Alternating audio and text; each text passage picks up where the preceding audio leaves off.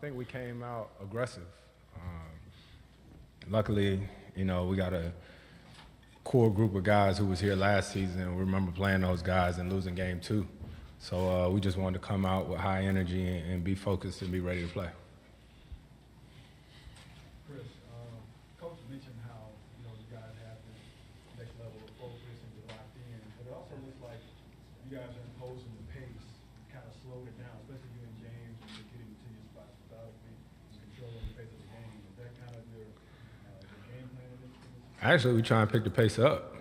You know what I mean? So, I think a couple really good possessions is, I think Joe Ingles, they got that steal. They got a layup from Joe, and then we got it out real quick, and Tuck got a 3. You know what I mean? For us, so we always trying to push the pace and,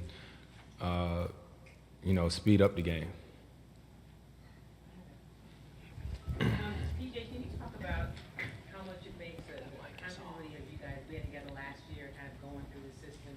You guys look, we've seen you all season, but in the playoffs, you look always confident but comfortable, like trying to pick the pace up, but you look like you're in a flow and a rhythm. Yeah, that's just, like you said, that's just us being together for a bit now. Our core, Chris and James, when they get the good nuts going, when they push it, when they're aggressive, it make it easy for all of us. So then me and Clint can really, and Chris can really set our defense. We communicate well. Our first unit, we all fight, argue, talk all the time, but in the end, we all get an understanding, and that's made our defense really good, especially since at the All-Star break. So it's something we still looking to get better at.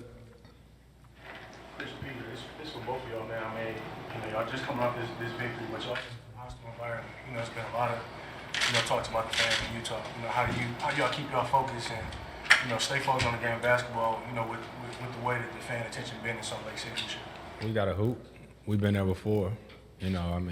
They had been here, we've been there, so we two teams that's very familiar with each other. For us, we got enough vets to know that we did what we're supposed to do. You're supposed to win, your home game. So game 3 is a big game for us, and we know they'll be a lot more comfortable going into their home court with their home fans. But fortunately, we've been there before.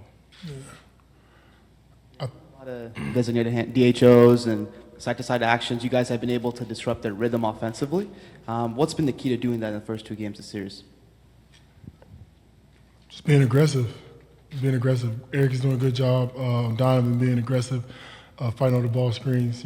Everybody's so used to us switching and trying to figure out a way to, kind of counter it.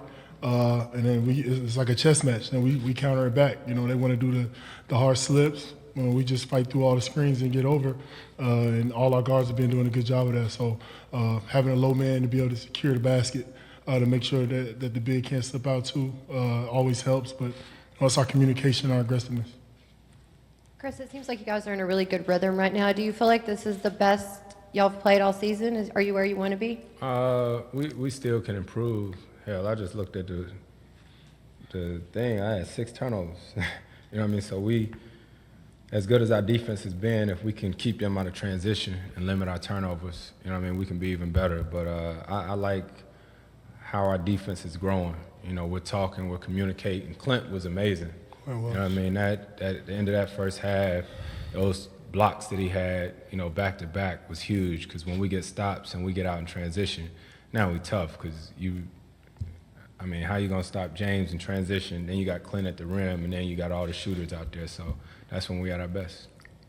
PJ, this is the second consecutive blowout victory for you guys. That team came in as the best defensive team in the last 6 weeks or whatever. And my question is just can you feel in these games so far the moments where you really are frustrating those guys? Where it's not just a win; it's a whooping at times. It's crazy. We always just focus on us. We never really focus on other teams.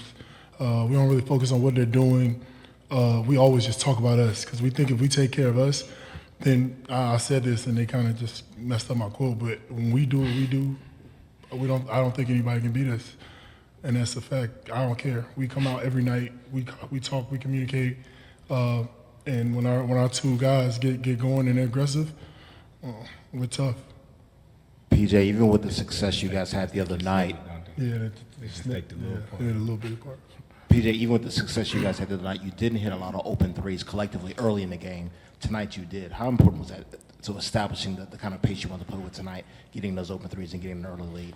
Well, when they wanted to just kind of get James going downhill, we're going to get those shots. That's a shot that's open. You know, they want to try to take Clint away and try to pull over to try to get double James. So when we knocked out those shots early, you know, they got to make an adjustment. There's no way they're going to let you keep doing that. So it's definitely a focus to try to focus and knock those down early on.